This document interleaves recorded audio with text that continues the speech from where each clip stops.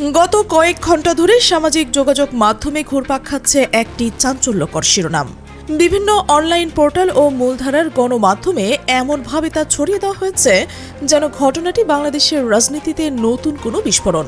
শিরোনামটি এমন, জামাতের আমির নাকি নিজের উপদেষ্টাকে মন্ত্রী পদমর্যাদায় পররাষ্ট্র মন্ত্রণালয়ে নিয়োগ দেওয়ার সুপারিশ করেছেন। খবরটি প্রকাশের ধরন ছিল এমন যেন সাধারণ মানুষ সহজেই বিশ্বাস করে বসতে পারেন যে বিরোধী দলীয় নেতা ডক্টর শফিকুর রহমান ক্ষমতার অপব্যবহার করছে, যেন তিনি নিজের ঘনিষ্ঠ একজনকে প্রভাব খাটিয়ে রাষ্ট্রের একটি গুরুত্বপূর্ণ জায়গায় বসাতে চেয়েছেন। কিন্তু ঘটনাটির ভেতরে ঢুকলে যে চিত্র সামনে আসে তা একেবারেই আলাদা। এখানে একটি ভুল অবশ্যই ছিল, আর সেটি করেছেন ডক্টর শফিকুর রহমান।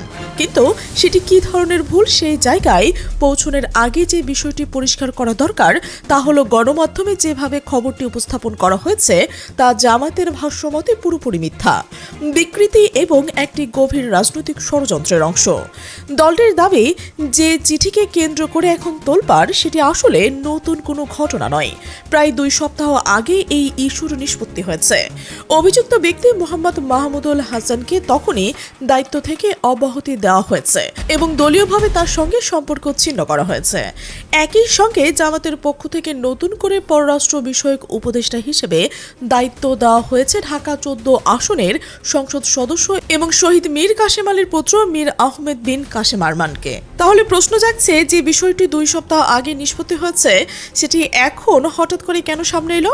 কেন আবার তা ভাইরাল করা হলো? জামাতের ব্যাখ্যা বলছে, এখানে রয়েছে আসল নাটক, রাজনৈতিক সাবোটেজ এবং উদ্দেশ্য প্রণোদিত মিডিয়া অপারেশন। একটি চিত্র তারা দেখাচ্ছে এই ঘটনায়। বিতর্কের কেন্দ্রে থাকা ডক্টর মাহমুদুল হাসান ছিলেন আমিরের জামাতের একজন বেতনভুক্ত উপদেষ্টা। কিছুদিন আগে তিনি আমিরকে জানান তিনি ব্যক্তিগতভাবে পররাষ্ট্র মন্ত্রণালয়ে একটি চাকরি খুঁজতে আগ্রহী। মৌখিকভাবে তাকে বলা হলো তিনি চাইলে নিজের যোগ্যতা অনুযায়ী চেষ্টা করতে পারেন, তবে সেই প্রচেষ্টা হবে একান্তই তার ব্যক্তিগত উদ্যোগ। এর সঙ্গে জামাতের কোনো দলীয় সংশ্লিষ্টতা থাকবে না। এখানেই জামাতের দাবি অনুযায়ী শুরু হয় প্রতারণার ভয়ঙ্কর অধ্যায়। দলটির বক্তব্য, মাহমুদুল হাসান এরপর পররাষ্ট্র মন্ত্রী খলিলুর রহমানের কাছে আমিরের জামাতের নামে একটা চিঠি পাঠান, কিন্তু সেই চিঠি ছিল ভুয়া। অভিযোগ হলো তিনি এমনভাবে বিষয়টি উপস্থাপন করেছিলেন যে মনে হবে এটি দলীয় সুপারিশ, অথচ চিঠির প্রকৃত বিষয়বস্তু তিনি গোপন রেখেছিলেন। সবচেয়ে গুরুতর অভিযোগ, সেই চিঠিতে নিজের জন্য মন্ত্রীর পদমর্যাদায় নিয়োগের সুপারিশ করা হয়, অথচ এই বিষয়ে ডক্টর শফিকুর রহমানের কোনো সম্মতি বা অনুমোদন ছিল না। অর্থাৎ দলটির দাবি এটি কেবল প্রশাসনিক অনিয়ম নয়, এটি ছিল প্রতারণা, জালিয়াতি এবং সরাসরি ফৌজদারি অপরাধের পর্যায়ের ঘটনা। যখন পুরো বিষয়টি সামনে আসে তখন জামাতের শীর্ষ নেতৃত্ব নড়ে বসে। তারা মনে করে এটি কেবল ব্যক্তিগত লোভের ঘটনা নয়, বরং আরও গভীরে কোনো অপারেশনের অংশ হতে পারে। দলটির ভাষ্যে মাহমুদুল হাসানকে তারা পরবর্তীতে এমন একজন অনুপ্রবেশকারী হিসেবে দেখতে শুরু করে যিনি পতিত শেখ হাসিনার সরকারের এজেন্ডা বাস্তবায়নের উদ্দেশ্যে জামাতের ভেতরে ঢুকেছিলেন এবং দলকে বিতর্কিত করার মিশনে কাজ করেছিলেন। এই উপলব্ধির পরই 2 সপ্তাহ আগে তাকে অপারেশন করা হয়। শুধু তাই নয়, জামাতের পক্ষ থেকে সরাসরি পররাষ্ট্র মন্ত্রণালয়ের সংশ্লিষ্ট মহলকে ফোন করে জানিয়ে দেওয়া হয়েছে যে ওই চিঠির সঙ্গে দলের কোনো সম্পর্ক নেই এবং একটি সম্পূর্ণ জালিয়াতির ফল। এই পর্যায়ে এসে গল্পটি শুধু একটি ভুয়া চিঠির মধ্যেই সীমাবদ্ধ থাকে না, বরং সামনে আসে আরও একটি বিব্রতকর বাস্তবতা। ডক্টর শফিকুর রহমান কিভাবে একজন মানুষের ওপর আস্থা রাখলেন? কেন একজন বেতনভুক্ত উপদেষ্টাকে এমন প্রবেশাধিকারে দেওয়া হলো যার অতীত এবং বিশ্বাসযোগ্যতা নিয়ে এত বড় প্রশ্ন ছিল? এখানে অনেকের মতে আমিরের বড় রাজনৈতিক ভুলটি লুকিয়ে রয়েছে। আধুনিক রাজনীতিতে কেউ অন্ধভাবে বিশ্বাস করা মারাত্মক ঝুঁকির বিষয়, বিশেষ করে যারা প্রতিদিন ষড়যন্ত্রের শিকার হন। তাদের ঘিরে গুপ্তচর, সুবিধাবাদী অনুপ্রবেশকারী থাকা অস্বাভাবিক নয়, কিন্তু তাদের শনাক্ত করতে না পারা বা করতে ব্যর্থ হওয়া সাংগঠনিক দুর্বলতারই প্রমাণ।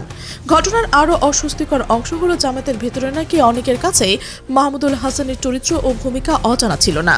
তাকে নিয়ে আপত্তি ছিল, অভিযোগ ছিল, এমনকি গণমাধ্যম ও অনলাইন প্ল্যাটফর্মে তাকে নিয়ে রিপোর্টও প্রকাশিত হয়েছিল। তবুও তাকে এত গুরুত্বপূর্ণ পদে রাখা হয়েছিল কেন? দলটির অভ্যন্তরীণ আলোচনার সূত্র ধরে যে ব্যাখ্যা সামনে এসেছে তা আরও বিস্ময়কর। বলা হচ্ছে একটি প্রভাবশালী সিন্ডিকেট অ্যাডভোকেট ডক্টর শফিকুর রহমানকে বোঝায় যে মাহমুদুল হাসান বিদেশি কূটনৈতিক মহলের সঙ্গে যোগাযোগ রক্ষা করতে পারদর্শী। এই লিয়াজো করার সক্ষমতার কারণে তাকে গুরুত্ব দেওয়া হয়, কিন্তু সেই সিদ্ধান্তের ফল যে এত ভয়াবহ রাজনৈতিক বিপর্যয়ে গড়াবে তা হয়তো কেউ কল্পনাই করেননি। এখন সাধারণ মানুষের মুখে একটা যৌক্তিক প্রশ্ন, যে দল নিজের সুশৃঙ্খল, মেধাবী ও সাংগঠনিক হিসেবে পরিচয় দেয়, সেই দলের প্রধান নেতার কার্যালয় থেকে কিভাবে এমন একটি জালিয়াতি চিঠি বের হতে পারে? এই প্রশ্নের মুখোমুখি হয়ে জামাতের ওপর চাপ আরও বেড়েছে, কারণ অভিযোগ উঠেছে মাহমুদুল হাসানকে অপসারণের মতো পদক্ষেপ নেওয়ার আগে দলটি বিষয়টি জনসম্মুখে পরিষ্কার করেনি, আর এই গোপনীয়তার ফাঁক দিয়ে সুযোগ নেয় তথাকথিত ডিপ স্টেট বা গোপন রাষ্ট্রযন্ত্র। জামাতের অভিযোগ, ভারতপন্থী টেলিভিশন চ্যানেলকে ব্যবহার করে প্রথমে এই রিপোর্ট ছড়িয়ে দেওয়া হয়, যাতে আমিরে জামাতকে জনমতে বিচারের ক্ষতিগ্রস্ত করা যায়। এখানে শেষ নয়, মাহমুদুল হাসানকে সরিয়ে যখন মীর আহমেদ বিন কাসেম আরমানকে নতুন পররাষ্ট্র বিষয়ক উপদেষ্টা করা হলো, তখনও নাকি এই মিডিয়া মেশিনারি সক্রিয় হয়ে ওঠে, আরমানের বিরুদ্ধে অপপ্রচার শুরু করে। ফলে জামাতের সমর্থকরা এটিকে একটি বিচ্ছিন্ন ঘটনা নয়, বরং ধারাবাহিক রাজনৈতিক টার্গেটিং হিসেবে দেখছেন। তবে এই পুরো ঘটনা জামাতের নিজস্ব মিডিয়া ও অপপ্রচার বিভাগের দুর্বলতাও স্পষ্ট হয়ে উঠেছে। যদি ঘটনার সত্যি 2 সপ্তাহ আগেই ধরা পড়ে, তাহলে সঙ্গে সঙ্গে আনুষ্ঠানিক ও পরিষ্কার ও শক্ত অবস্থান কেন জানানো হলো না? কেন দেরিতে বিবৃতি এলো? আজকের তথ্য যুদ্ধের যুগে কয়েক ঘন্টার নিরাপত্তাও এখন অনেক বড় ক্ষতি ডেকে আনে। সেখানে কয়েকদিন অপেক্ষা মানে প্রতিপক্ষের পুরো মাঠ ছেড়ে দেওয়া। সামাজিক যোগাযোগ মাধ্যমের গতি, মূলধারার মিডিয়ার প্রবণতা এবং রাজনৈতিক প্রপাগান্ডার বাস্তবায়ন, এই ধীর গতি যে ভয়ানক ক্ষতিকর তা নতুন করে বোঝানোর কোনো দরকার নেই। সবচেয়ে শঙ্কার জায়গা হলো, যে ব্যক্তি পরে জালিয়াতির অভিযোগে অভিযুক্ত হলেন, তাকে এমন একটি খাতে দায়িত্ব দেওয়া হয়েছিল যা বর্তমান রাজনীতিতে সবচেয়ে স্পর্শকাতর, বিদেশি সংযোগ ও পররাষ্ট্র সংক্রান্ত লবিং। সমালোচকদের প্রশ্ন, তিনি কি সত্যি দলীয় স্বার্থে কাজ করেছিলেন, নাকি উল্টো বিদেশি মহল জামায়াতের বিরুদ্ধে পরিবেশ তৈরির কাজও করেছেন?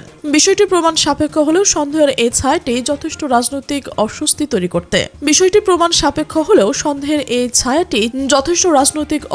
তৈরি করতে। সব মিলিয়ে ঘটনাটি এখন কেবল একটি চিঠির সত্য মিথ্যার মধ্যে আটকে নেই। এটি পরিণত হয়েছে আস্থাহীনতা, সাংগঠনিক দুর্বলতা, অভ্যন্তরীণ সিন্ডিকেট, মিডিয়া ব্যর্থতা এবং রাজনৈতিক ষড়যন্ত্রের বহুমাত্রিক একক কাহিনীতে। ডক্টর শফিকুর রহমানের প্রকৃত ভুল যদি এই একটি বাক্য বলতে হয়, তা হলো তিনি এমন একজন মানুষের উপর ভরসা করেছিলেন যাকে নিয়ে আগে থেকেই প্রশ্ন ছিল। সেই ভুলের মাসুল এখন দিচ্ছে পুরো দল, আর বাকি অংশ তা এখনও কেবল রাজনীতির অঙ্গন নয়, জনমতেও তুমুল আলোচনার বিষয়। প্রিয় দর্শক, আপনি কি মনে করছেন এই সার্বিক পরিস্থিতিতে? অবশ্যই কমেন্টে জানান। আর আপনি যদি এই চ্যানেলে নতুন হয়ে থাকেন, সাবস্ক্রাইব করে বেল আইকনটি বাজিয়ে রাখুন, যেন আমাদের পরবর্তীতে বিশ্লেষণধর্মী প্রতিবেদন সবার আগে আপনার কাছে পৌঁছয়। আমাদের সাথে থাকার জন্য ধন্যবাদ।